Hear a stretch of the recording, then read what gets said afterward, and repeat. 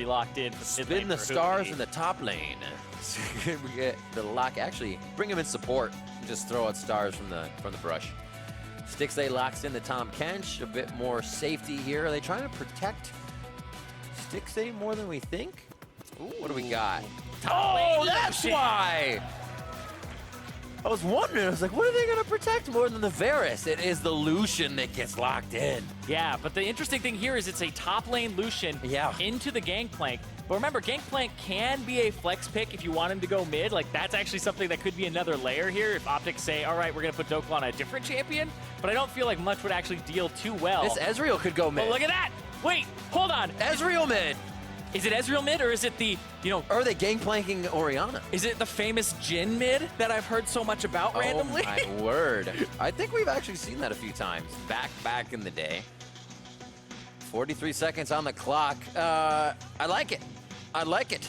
CLG says we're taking this one to the champion pools, and you can pick out of the hat what you want. Lucian to the top side, who he grabs his Orianna early. And they already got the 80 carry in there to make him think, we don't want any 80 carries for the top side. Well, it's Lucian on Darshan. We see the Ezreal mid now for Power of Evil. 20 Arrow seconds. takes that Jhin. It is 20 seconds is when you got to swap. That's it. So they can make their corrections. If you didn't know that in Champion Select, that's why we swap away, and then you will see the slides on the screen appropriated to the players. Let me see what happens. I'm going to enjoy this a lot. A lot of first plays here. Darshan's been on a lot of the tanks. They took his Camille away. He said more damage. We're going for Lucian this game. We'll see what he can put up here. Last game of the day. Chronologic Gaming versus Optic Gaming, as both these teams try to get a few more wins under their belts here at the end of the season. Pulling out all the stops here. The Lucian top for Darshan up against Dokla's game. So he was actually still getting gold from trading, but now it's actually a worse matchup for GP, because every time he Qs onto the champion, he's not getting that extra gold.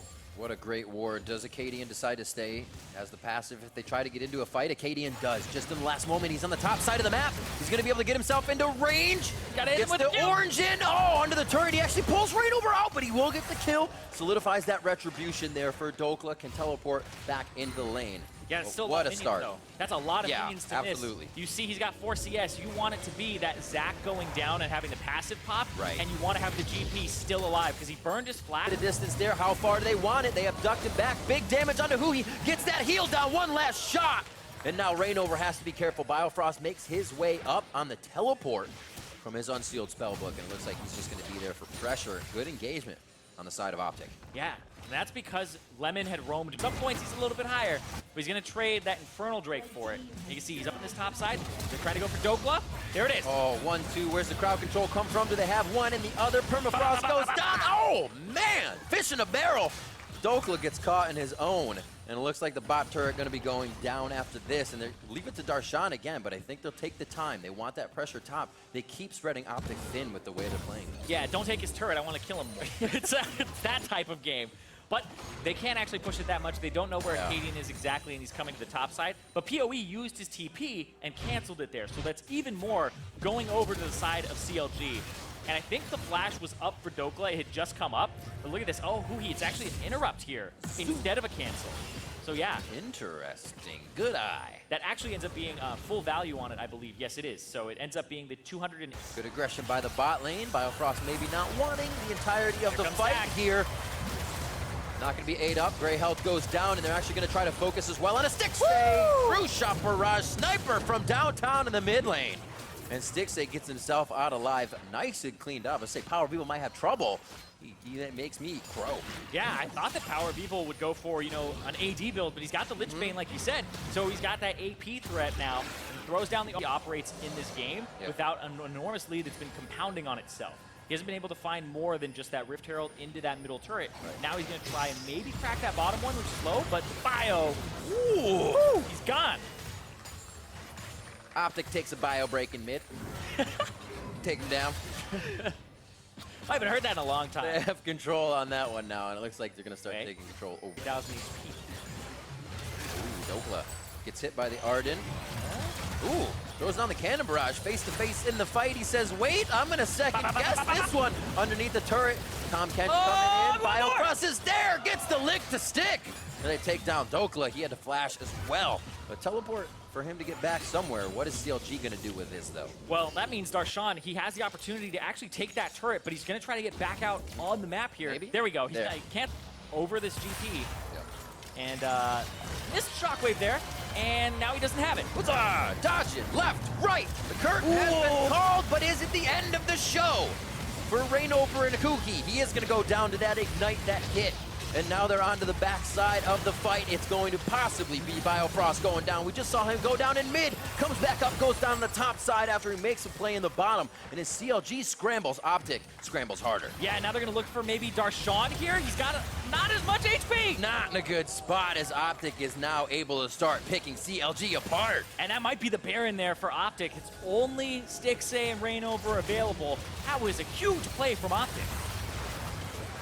A nice easy Baron on a Saturday afternoon here for Optic as we finish out the last game of day one. And what a turnaround here to start things off. Getting Darshan going on the top side was what it was about. Picking that Lucian last, figuring out where he was going to go. That was the idea of Rainover, CLG, and the top side of the map. But Optic had a different idea. They were seeing into the future, and they had a different thing in mind. Arrow's W gets the Banshee's Veil off of Kuki.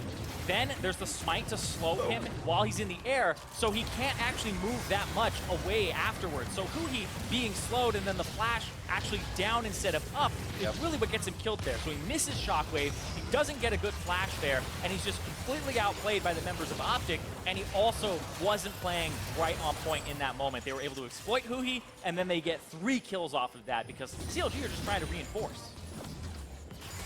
But now they get to push down. Remember, Optic, one of their biggest weaknesses was closing games out. They've always struggled with that, and now they throw down Acadian. I like it. Now they're not even giving the team a chance to think about getting that game closed out. The inhibitor turret going to go down. Dokla pushing down the mid lane, grabs a second turret for them. The Q connects, and Stixxay is down. His first death in quite a while on that 80 carry position, and now Optic headed towards the mid. We'll see if he takes this E. He's charging up every single time. There he goes.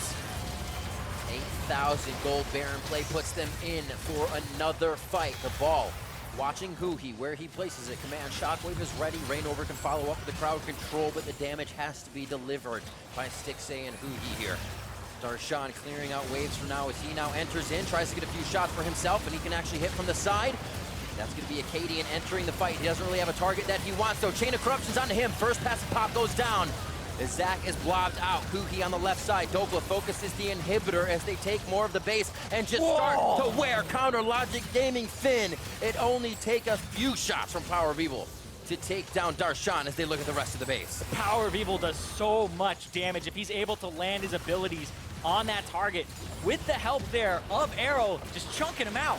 Definitely a guy you know to have fun picks, fun builds, and fun play in his repertoire coming in. That's it! Be the kill onto Huhi, and that is it!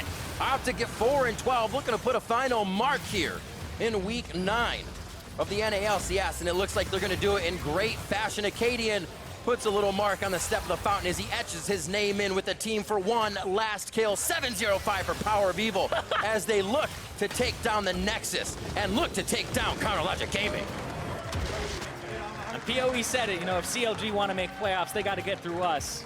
Even if it didn't end up mattering at the end of the day for CLG making it in, they still weren't able to make it through Optic today. Optic was ready to make it very, very tough, and you can see very happy with that Acadian play. A quick pat on the shoulder, and then to the rest of the team that was just able to follow up on the communication, and I think able to follow